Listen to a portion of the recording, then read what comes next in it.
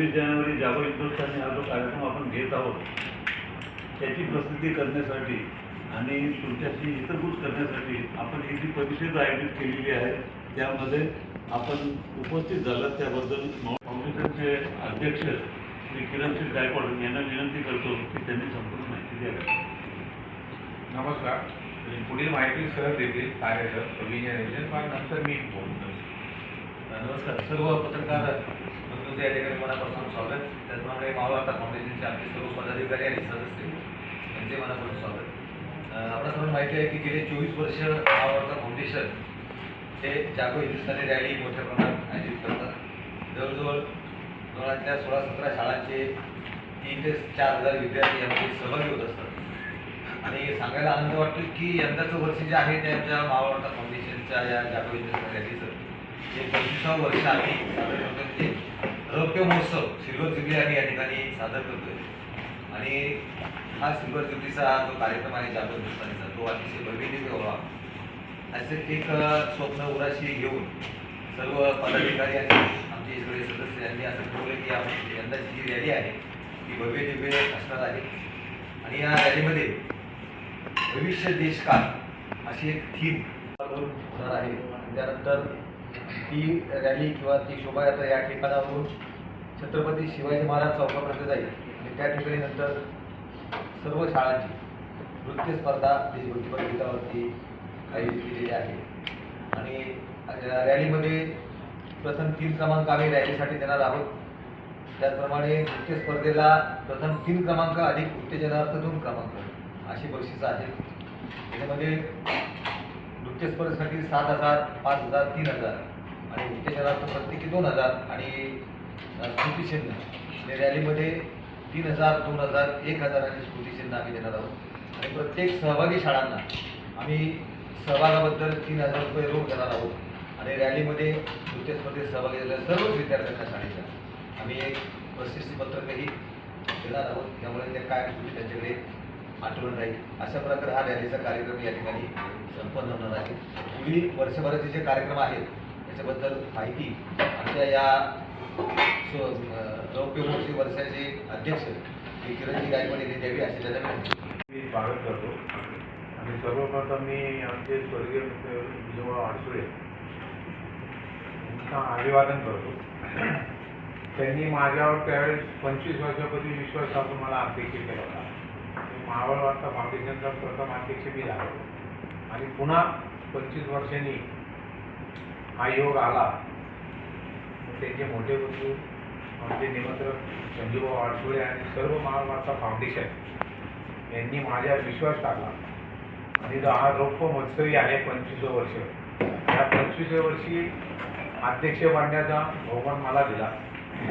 आणि तो बहुमान देताना त्यांनी एक मला असं तुल्यबळ असल्यानं जसं म्हणतं ना मंत्रिमंडळ असतं आपलं तसं मंत्रिमंडळ मला आमचे उपाध्यक्ष विनयजी वेदूरचे, सेक्रेटरी नवीनजी भुरटे, खजिनदार सचिनभाई पारेखे, सर खजिनदार भरत तिके, तारेसर आमचे सहसेक्रेटरी आहे. 26 जानेवारीचे थोडं जोरात बोला ना भाऊ, थोडं जोरात बोला. चेअरमॅनही गेले आणि परत संदीप वर्तक हे सर खजिनदार आहे. तर टीमही मला अशी तुल्यबळ दिली. तसं बघायला गेलं तर आमची महावार्ता फाउंडेशनचे जरी आम्ही सर्व सदस्य पदाधिकारी असलो तरी आमचे सर्वच मेंबर पदाधिकारी असतो. कारण कोण विचार करत नाही का मी आज कमिटीवर नाही तर मी काम करायचं नाही. आमचा सामान्य जो माणूस पदावर नसला तोही महावार्ता फाउंडेशनला त्याच जोमाने काम करते. तुम्ही गेली 25 वर्षे तुम्ही बघत आहे 25 वर्षे आणि प्रत्येक कार्यक्रमाला तुमचा सहभाग असतो आणि सहकार्याचं आम्हाला तुमचं पत्रकार बंधूंचं नेहमी लाभलेलं आहे. आता 26 जानेवारीचे सगळे सविस्तर कार्य सरांनी सांगितले. पण आम्ही या वर्षापासून आम्ही एक नवीन संकल्पना चालू केलेली आहे. काही 25 वर्ष असल्यामुळं शाळेच्या मुलांसाठी काहीतरी घेऊन आलं पाहिजे. आता काय होतं आजची परिस्थिती अशी आहे तर कोणी मुलाला विचारत नाही. आता माझं दृष्टिकोन काय आहे तुम्हाला तुमचं विजन काय आहे तुम्हाला विचारत नाही. आता आजकाल तुम्ही बघितलं आपण मुलांना नावं ठेवत नाही कारण की मुलांना प्रोजेक्शन करायला आजकाल आपल्या इथे काहीच होत नाही. त्यामुळे मुलं फावल्या वेळामध्ये एक तर मोबाईलमध्ये जातात किंवा सोशल मीडियाला जातात किंवा कुठंतरी जाऊन बसतात. म्हणून आम्ही सर्वांनी एक निर्णय घेतला का यावेळेस आम्ही चॅम्पियन्स ऑफ चॅम्पियन्स म्हणजे चॅम्पियन ऑफ चॅम्पियन ही एक स्पर्धा आम्ही आयोजित करणार आहे. त्यामध्ये सर्व शाळा सहभागी घेणार आहे. म्हणजे लहान मुलांपासून तर 10वीपर्यंत आम्ही या स्पर्धा घेणार आहे. आणि या स्पर्धामध्ये मैदानी स्पर्धा असणार, म्हणजे तुमचे ॲथलेटिक्स असणार, खो खो असणार, कबड्डी असणार, तुमचे वक्तृत्व स्पर्धा असणार, तुमचं ड्रॉइंग कॉम्पिटिशन असणार, तुमचं योगा असणार. म्हणजे ज्या स्पर्धा ज्या मुलांचे गुण आहे ते गुण दाखवायचे आणि त्यांना सुवर्ण संधी देणार. आणि प्रत्येक शाळेला आम्ही आज मीटिंग घेतली, डायरेक्शन दिलं का तुम्ही तुमच्या शाळेतले प्रमुख म्हणजे सगळे मुलं आम्ही आणून द्यायचं. तुमच्या शाळेचे 100 मीटरमध्ये धावणारं तुमच्यातला 500 रनर कोण आहे तर ती 2 मुलं तुम्ही आम्हाला द्या.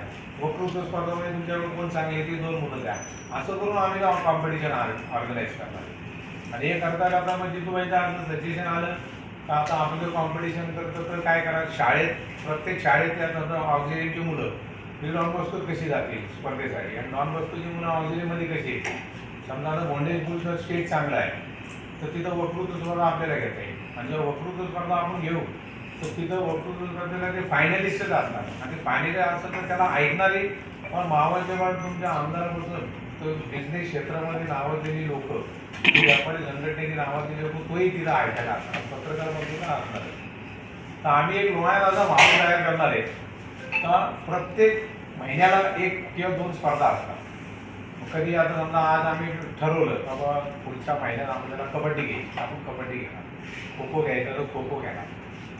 कारण की तुम्ही बघितलं ना विषय स्पर्धा ह्या राहिल्याच नाही. पूर्वी व्हायच्या रोटरी क्लब करायचं 25-30 वर्ष. आता काय आता शाळेचे शाळेत स्पर्धा होतात कधी जातात कधी सांगतात. तर मुलांमध्ये कॉम्पिटिशन तयार झालं पाहिजे.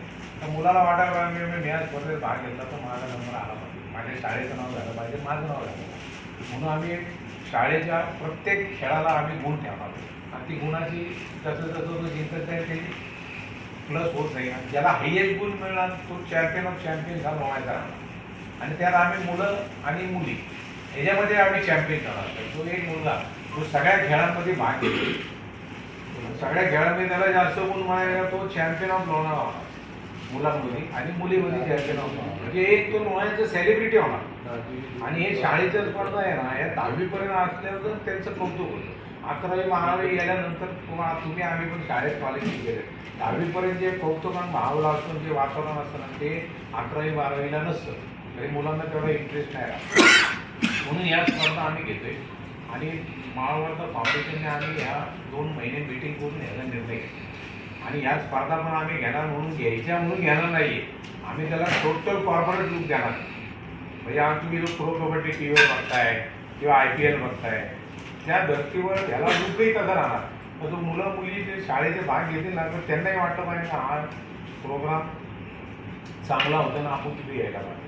एवढं ह्या वर्षी असे प्रोग्राम असं करू पुढच्या वर्षी मुलांनी वाट बघायला पाहिजे का माळवार्ता फाउंडेशन घेईल कसं. आणि या टोटल प्रोग्राम माळवार्ता फाउंडेशन आहे ऑर्गनायझेशन झाला. आमचं स्वामी समर्थ प्रोमोटर आणि डेव्हलपर हे त्याचे टोटल प्रायोजक राहणार. म्हणजे आम्ही कुठून बाहेर डोनर वगैरे घेणार नाही. की आम्ही आमच्या जो माळवार्ता फाउंडेशन जे निर्णय असतं ना ते बरोबर ना बाजूच्या त्या हिशोबानेच आपण म्हणजे प्रायोजकच आम्ही राहणार. म्हणजे ह्या स्पर्धेचा कुठलाही आर्थिक म्हणजे आम्ही शहरावर देणार नाही. आणि स्पर्धा मोठी आहे, खर्च मोठा आहे. म्हणून ह्या मुलांना कला गुण गौरव आपल्या मुलांमध्ये खूप आहे. किती लोक मुलं आपली राज्यात गेली, स्टेट लेवलला गेले, देशाच्या लेवललाही गेले. पण मुलांमध्ये हे वातावरण तयार करणं आपल्याला खूप गरजेचं आहे. कारण की आपण स्वतः बघतो आपल्याला दुःख होतं. तर काही मुलं आज तुम्ही बघितलं 3री-4थीच्या मुलांच्या हातात मोबाईल असतो. म्हणजे त्यांना दुसरं काय वाहून नसतं. शाळा काय फक्त नोव्हेंबर डिसेंबर आले का ते त्यांचं काम करतात. वक्तृत्व स्पर्धा असते, निबंध स्पर्धा हे सगळे शाळा घेते. तर ते तेवढं होतं. आपण जर कॉम्पिटिशन तयार केलं ना त्या कॉम्पिटिशन तयार केल्यामुळे काय होईल तर मुलांमध्ये उत्साह कंटिन्यू दर महिन्याला राहील. बाबा यावेळेस मावळावरती कोणती स्पर्धा आहे खो खो मग ती तयारी करणार. मग ती मुलं तयार करत असताना ती बाकीची मुलंही त्यांचे प्रॅक्टिस बघणार, त्यांच्या मॅचेस बघणार. म्हणजे ऑटोमॅटिक त्या झुकत्या जातात. आणि काही मुलं मग शाळा सुटल्यानंतरही व्हॉलीबॉलची प्रॅक्टिस करणार, क्रिकेट करणार, रनिंगची करणार. म्हणजे जेवढे मैदानी खेळ आहेत ना तेवढे सर्व आम्ही याला सांगितलं. म्हणून आमचा एक प्रामाणिक प्रयत्न आहे माळवार्ता फाउंडेशन लोणावळ्याच्या शहराच्या मुलांना दिशा देण्याचं काम या खेळांमध्ये. म्हणजे आता काही मुलं 100 मीटरमध्ये धावण्यात एक्सपर्ट असतात, काही 200 मीटरमध्ये असतात. तर आता माझा एखादा मुलगा असतो त्याला जर धावण्याची स्पर्धा नाही पण तो निबंधमध्ये हुशार असतो. एखादा मुलगा हा तुमचा वक्तृत्व स्पर्धामध्ये हुशार असतो, कोण खो खोत हुशार असतो, असं सगळं सर्व गुणवाल्या मुलांना आणि मुलींना आम्ही संधी देणार. चला तू बोलू नाही शकत ना, तर तू वक्तृत्व स्पर्धा कर, तू निबंध स्पर्धेमध्ये हो, तू गाण्याची स्पर्धा कर, आणि सिंगिंग आयडल महाराष्ट्राचं बी ठरणार आहे, म्हणजे त्याचं ॲड करणार आहे. कोणाला नृत्याची आवड आहे त्यांना करणार. म्हणजे सर्व गुण ज्या साधा मुलगा आहे त्याला साधा करता तो ड्रॉइंगमध्ये हुशार आहे, आम्ही ड्रॉइंगची स्पर्धाही ठरणार. म्हणजे सर्व जेवढे असं आम्ही आता शिक्षकांना आम्ही त्याचं सजेशन दिलं 2 दिवसात, ते अजून आम्हाला सजेशन देणार आहे का कुठली स्पर्धा होती. तर एक शिक्षक आम्ही बोलू म्हणजे काय नाही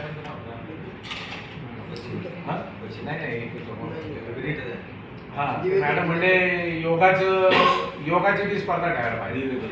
देवेकर मॅडम म्हणजे तर आम्ही योगाची स्पर्धा पण टाकून घेऊ. म्हणजे सर्व म्हणून आता आपल्या एवढं म्हणजे योगा इन्स्टिट्यूट आपल्याला माहीत झाला, तर त्याचाही आपण उपयोग घेऊ. म्हणजे सर्व गुण ज्या मुलामध्ये त्या मुलाचे गुण आपण 1 वर्षात लॉन्च करायला काम करावं. आणि हे सगळं करण्यासाठी शाळेला तर कळणार, पण शहराला कळायला जर पाहिजे तर शहराला माध्यमच हे कळू शकतं.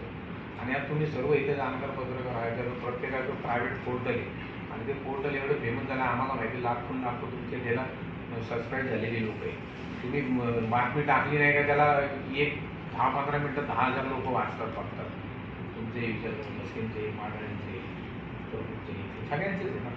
म्हणजे तुम्ही शहरामध्ये हे वातावरण आपल्याकडे निर्मिती झालेलं आहे. आम्ही कॉर्पोरेट लुक या प्रोग्रामला देणार, शहरात आहे ना वर्षभरात हे वातावरण दिसत आहे. म्हणून आमची तुम्हाला महाराष्ट्र फाउंडेशन आहे, स्वामी समर्थ प्रमोटर विनंती आहे, हे जे आम्ही आता हे नियोजन करतोय हे शहरामध्ये घराघरात कसं पोचत हे पोचवायची एक तुम्हाला विनंती राहील.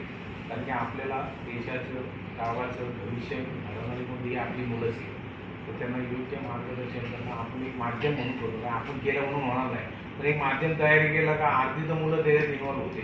म्हणून तुम्ही ही जेवढी परिस्थिती कराल तर हे शहरासाठी योग्य राहील असं मला वाटतं. एवढं बोलतो थांबतो. जय हिंद, जय महाराष्ट्र. बाबतीवर आपण नृत्य स्पर्धा ठेवतो, बरोबर आहे. ऑटोमॅटिक त्यांचे पालक पण आल्यामुळे ऑडियन्स मोठ्या प्रमाणात तिथे उपलब्ध असतोच. आज आपण नेहमी दरवर्षी पाहतो की कमीत कमी 2-1 हजार तरी ऑडियन्स आपला त्या कार्यक्रमाला असतो उपलब्ध. ह्याच्याचे वैशिष्ट्य म्हणजे आमचे नवनिर्वाचित अध्यक्ष किरण शेठ आज ते आमचे फाउंडर मेन आहेत आणि आम्ही सगळे सदस्य म्हणून ठरवलं फाउंडेशनने की बाबा रौप्य महोत्सव वर्षात आपण स्पोर्ट्समध्ये जास्त आपण फोकस करू. हे तर दरवर्षी पारंपरिक होतच असतं, पण आंतरशालेय स्पर्धा कधी होत नाही. गेले 25-30 वर्ष कधी आतापर्यंत स्पर्धा आयोजित झाल्याच नाही. तर आपण फाउंडेशनच्या मार्फत आपण या स्पर्धा मग बौद्धिक क्षेत्रामध्ये असो, क्रीडा क्षेत्रामध्ये असो, सांस्कृतिक क्षेत्रामध्ये असो, तिन्ही क्षेत्रामध्ये आपण वेगवेगळ्या स्पर्धा आणि सगळ्या शाळेतले जे टॅलेंट असेल, प्रत्येक शाळेतल्या विद्यार्थ्यांचं टॅलेंट त्याला कुठेतरी आपण प्लॅटफॉर्म देण्याचं काम आपण फाउंडेशनच्या माध्यमातून द्यावं, ही खरी संकल्पना. म्हणजे रौप्य महोत्सवी वर्षाला खरंच स्पोर्ट्स भरवणे हे जास्त आम्ही त्याच्यावर जास्त फोकस केलेला आहे. आणि दर महिन्याला एक स्पोर्ट्स झालाच पाहिजे या दृष्टीनं आमचा प्रयत्न राहील. आणि सगळ्या शाळांना विश्वासात घेऊन आम्ही ह्या स्पर्धा भरवणार. आणि याच्यामध्ये तुम्ही पण तुमचं विश आम्हाला असणारच या फाउंडेशनच्या प्रत्येक कार्यक्रमाला असत आणि ह्यापुढे राहील अशा आम्ही फाउंडेशनतर्फे आपल्याला विनंती करतो. जे विद्यार्थी एकदम दुसऱ्या सोशल मीडियावर आहे, परंतु देशासाठी काय घडवणार त्यासाठी आपण त्यांना थीम दिलेली आहे, भारतचे भविष्य म्हणून विद्यार्थ्यांना, की ते पुढचे भविष्य आहे. आणि आजकालच्या जर सोशल मीडियावर बघितलं तर प्रत्येक विद्यार्थी वेगळ्या मार्गावर चालला आहे. म्हणून त्यांचं भविष्य त्यांनाच घडवायचं, त्यासाठी आपण ती टीम ठेवली. कारण की 25व्या वर्षीमध्ये आपण विद्यार्थ्यांना जास्तीत जास्त सर्कलला दिलं तर ते काहीतरी करू शकतात. म्हणून त्या थीम पकडून आम्ही या वर्षभराचा कार्यक्रम ठेवणार. थोडक्यात काय होतं माहिती का, भारताचं भविष्य हा थीम देण्याचं कारण काय आहे, तर भारतचं भविष्य असो, देशाचं असो किंवा आपल्या शहराचं असो किंवा राज्याचा असो, विषय काय होतो प्रत्येकजण आता मगाशी मी जसं बोललो तर तुम्हाला काय पाहिजे ना आम्ही ठरवतो, तसं या मुलांना काय पाहिजे, आपल्या जनतेला काय पाहिजे हे ठरवायला त्यांना विचारून काही गोष्टी ठरवल्या पाहिजे ना. म्हणून आम्ही जे आम्ही ठरवली आता हे जे कल्पना फाउंडेशन मांडली, तर मुलांना देशाचं भारताचं भविष्य काय आहे, तुम्हाला काय पाहिजे, तुम्हाला भारत कसा पाहिजे आणि तुमच्या अडीअडचणी तुमच्या कल्पना, मग माझ्या शहरात आम्हाला ह्या गोष्टी पाहिजे तर माझ्या घरात आम्हाला हे पाहिजे विद्यार्थी हे ठेवला विषय शाळेच्या विद्यार्थ्यांच्या नजरेतनं भारत कसा पाहिजे, विद्यार्थ्यांच्या नजरेतून, आणि ते मग रॅलीच्या माध्यमातून स्लोगनच्या रूपाने ते आपल्याला तिथे संकल्पना प्रत्येक शाळा मांडणार आहे की देश कसा असावा या दृष्टीतनं, विद्यार्थ्यांच्या नजरेतून अशा दृष्टीतनं काय काय स्लोगन त्याच्यावर येतील रॅलीच्या शोभायात्रामध्ये. दरवर्षी आपण काय करत असतो, जसं गेल्या वर्षी आपण असे थीम ठेवले की महाराष्ट्राची थीम, गुजरातची थीम, राजस्थानची थीम, असे प्रत्येक शाळेला एक आपण ठरवून दिली होती. तर त्या शाळेने देशाचे जी राज्य आहेत तर प्रत्येक राज्याची थीम घेऊन प्रत्येक शाळा आली. तर ह्या वेळेला ही प्रत्येक थीम आम्ही देत होतो त्यांना. तर ह्या वेळेला असं ठरवलं, देश का भविष्य. देश का भविष्य म्हणजे कोण? येणारी पिढी. आणि त्या पिढीलाच आम्ही सांगितलं की तुम्ही देशासाठी किंवा तुमच्या पुढच्या भविष्यासाठी काय करू शकता, तर त्या पद्धतीने तुम्हीच ती थीम आम्हाला द्या, जेणेकरून आम्ही तुम्हाला मदत करू.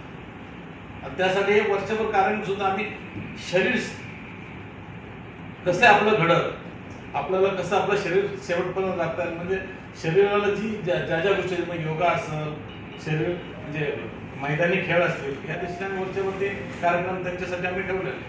महाभारताच्या कार्यक्रमानिमित्त जो आम्ही कार्यक्रम आयोजित केला होता, त्यानिमित्त आपण सगळे पत्रकार उपस्थित राहिला. आमच्या सूचना, तुमच्या सूचना आपण एकमेकांनी चर्चा केल्या व आमच्या वर्षभराचे कार्यक्रम, 25वा कार्यक्रम जो आम्ही किरण भाऊ गायकवाड यांच्या अध्यक्षपणे जो चालू केलेला आहे, त्यानिमित्त तुम्ही सर्व उपस्थित राहिला. आमचे मावळ वार्ताचे पदाधिकारी सर्व उपस्थित राहिले, त्याबद्दल मी आपला धन्यवाद मानतो व इथं थांबतो. जय हिंद, जय महाराष्ट्र.